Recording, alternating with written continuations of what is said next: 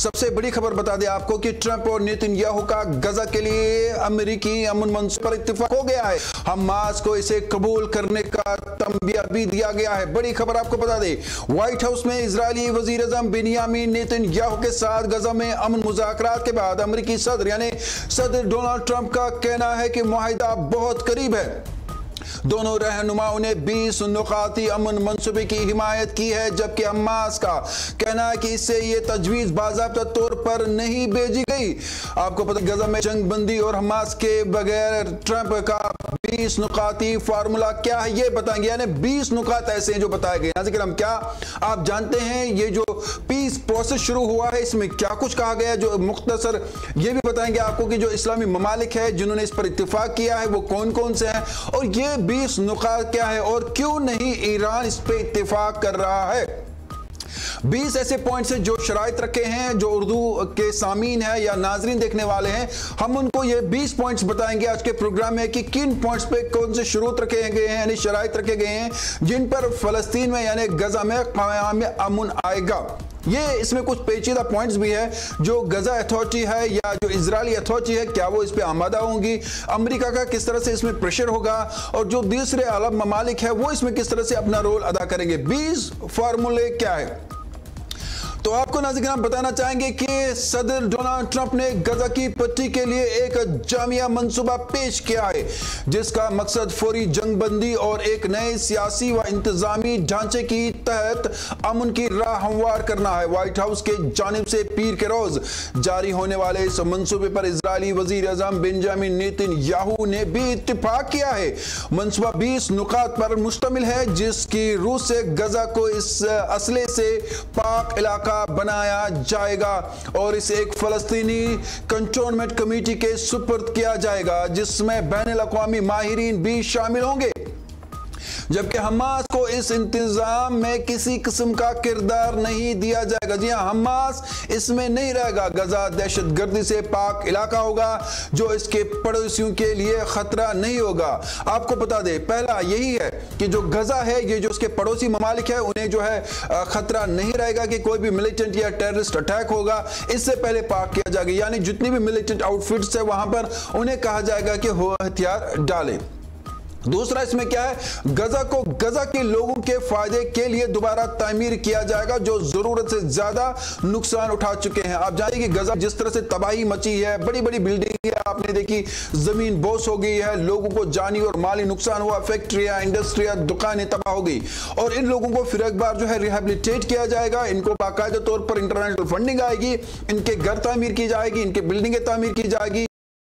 जाएंगे और आहिस्ता आहिस्ता जो है इसे आगे बढ़ाया जाएगा, क्योंकि ये पीस प्रोसेस में दूसरा अहम जो है वो नुक्ता रहेगा। तीसरा इसमें क्या है, अगर दोनों फरीक इस तजवीज पर राजी हो जाए तो जंग फौरन खत्म हो जाएगी। इजरायली फोर्सेस कैदियों की रिहाई के लिए तैयारी के लिए तयशुदा लाइन पर वापस चली जाएगी। इस वक्त के दौरान तमाम फौजी कार्रवाइयां बशमूल फिजाई और तोपखाने भी की बमबारी को मुअत्तल कर दिया जाएगा और जंग की लकीरें उस वक्त तक महदूद और मुंजमद रहेगी जब तक कि मुकम्मल इनका के लिए शराइत पूरी नहीं हो जाएंगी। अब तीसरा जो इसमें बड़ा अहम है, देखिए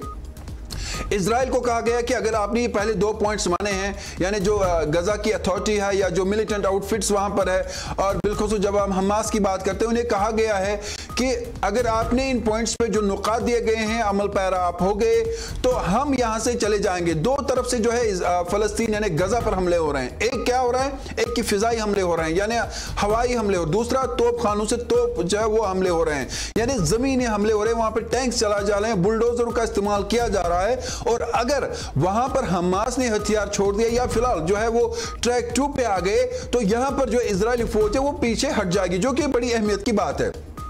चौथा, इजराइल के इस मुआहदे को अवामी तौर पर कबूल करने के 72 घंटों के अंदर तमाम जिंदा और मुर्दा कैदियों की बकायात को वापस कर दिया जाएगा। जो चौथा है वो ये बकायात है, जितने भी लोग मरे हैं जो कैदी है उन्हें वापस किया जाएगा, क्योंकि हम जानते हैं कि कैदी दोनों तरफ फंसे हुए हैं। एक गजा की जो मिलिटेंट आउटफिट है या जैसे हम हमास कहते हैं उनके पास भी इजरायली लोग हैं और इजराइल के पास भी सैकड़ों ऐसे कैदी है जो वहां पर अभी बंद है, जिसमें बुजुर्ग, जवान, नौजवान, बच्चे भी बताया जा रहा है शामिल। दोनों तरफ से जो है एक मुआहिदा होगा, तमाम कैदियों को वापस किया जाएगा। आप जानते हैं कि इस हवाले से इजराइल के लोगों ने कल एक बड़ा एहतजाज किया जो हम आपको बाद में दिखाएंगे और बताएंगे। तमाम कैदियों की रिहाई के बाद इजराइल उम्र कैद के 250 कैदियों के अलावा 7 अक्टूबर 2023 के बाद हिरासत में लिए गए गजा के 1700 बाशिंदों को रिहा करेगा। अब और एक अहम नुकता है, जो लोग करीबन 250 लोग ऐसे हैं जो फलस्तीनी वहां पर है, जिनमें से गजा के बेशतर है, उन्हें जो अभी उम्र कैद की सजा काट रहे हैं इजराइल में, उन्हें रिहा किया जाएगा। ये बड़ी बात है इस अमन मुआहिदे में, यानी 250 लोग जो है करीबन वो वापस आ जाएंगे। इसके अलावा जो 1200 के करीब लोग हैं उन्हें भी रिहा किया जाएगा, जिनमें से जेर हिरासत तमाम खवातीन और बच्चे भी शामिल है। हर इसराइली कैदी के लिए जिनकी बकायात को रिहा किया जाएगा, इजराइल गजा के 15 मुख्तलिन की बकायात वापस करेगा। अब छठा पॉइंट भी इसमें, यानी पांचवा हमने कहा, एक तो वो है जो मारे गए हैं जिनके बकायात नहीं मिले हैं, हम आपको ऐसे समझाना चाहेंगे, यानी इजराइल में जो फलस्तीनी मारे गए हैं या गजा में जो लोग मारे गए हैं इजरायली, इनके रसूमात पूरे नहीं किए इनके घर वालों ने, उनकी लाशें नहीं मिली है और वो जहां पर भी दफन है, मदफून है, उनकी लाशें वापस दी जाएगी, बकायात वापस दिए जाएंगे, ताकि उनके घर वालों को तो इतना इत्मीनान मिले कि उनके जो अफराद खाना जो है इस जंग में मारे गए, इस तबाही में मारे गए हैं, वो उनकी आखिरी रसूमात में शामिल हो गए। छठा इसमें नुकता क्या है नाज़रीन किराम,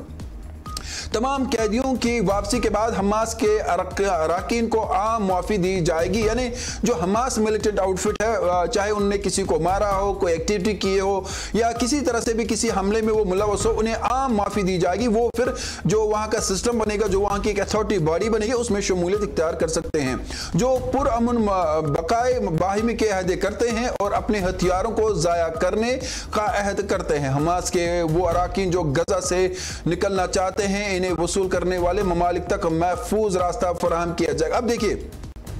कुछ ऐसे भी फलस्तीनी जो मिलिटेंट ऑर्गेनाइजेशन हमास है, अगर वहाँ के लोग हमास की चाहते हैं, वो वापस जाना चाहते हैं, क्योंकि हम जानते हैं कि जो हमास की ऑर्गेनाइजेशन है इसमें सिर्फ फलस्तीन के लोग नहीं, इसमें ईरानी लड़ रहे हैं, इसमें हुसी बागी है, इसमें दीगर ममालिक के लोग लड़ रहे हैं और इन्हें कहा गया कि आपको रास्ता दिया जाएगा, आप जिस ममालिक से जहाँ से भी आए हैं आप वहाँ का रास्ता इख्तियार करें, आपको पूरी सिक्योरिटी दी जाएगी ताकि आप अपने मुल्क वापस जाए। तो आपको वहाँ रहने की, अगर आप नहीं चाहते हैं कि वहाँ रहे आप, तो आप वापस जा सकते हैं, क्योंकि मुआहदा जो पीस प्रोसेस है, जो डायलॉग स्टार्ट हुआ है, इसमें ये अहम नुक्ते हैं। सातवां नुक्ता जो है वो भी आपको बताना चाहेंगे।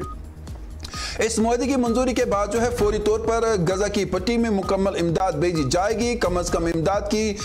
जो मिक़दार है 19 जनवरी 2025 में शामिल इंसानी इमदाद के मुआहदे के मुताबिक होगी, जिसमें बुनियादी ढांचे की बात करें तो बिजली, पानी और दीगर अहम चीज़ें, जिसमें अस्पताल और बेकरियों की जो है बाकी जो है जैसे दुकानें हम कहते हैं और दीगर चीज़ें जो है वो होंगी, और बहाली और मलबा हटाने, खुली सड़कों के लिए ज़रूरी सामान का दाखिला शामिल है। देखिए, गजा में जो तबाही मची है वहाँ पर ऐसी बहुत सारी सड़कें हैं जो बंद पड़ी हुई हैं, कहीं कोई दुकान नहीं है, लोग खाने के लिए जो तरस रहे हैं, इमदाद नहीं पहुँच रहे। अब क्या किया जाएगा, पहले जो सातवां नुक्ता बड़ा अहमियत का हामिल है, उसमें सबसे जो सड़कें बंद पड़ी है, जहां पर मलबा पड़ा हुआ है, पूरी बड़ी बड़ी जो इमारतें वो सड़कों पे जो है उसका मलबा है, उन्हें हटाया जाएगा। फिर आहिस्ता जो है बिजली जो है वहां पर लाई जाएगी, क्योंकि हम जानते हैं कि बिजली का निज़ाम दरम बरम है, लोगों के पास पानी मुहैया नहीं है, राशन नहीं है, तो ये चीज़ें जो है फिर उन इलाकों में पहुँचाई जाएगी। कब? जब वहाँ के सड़कें साफ की जाएगी।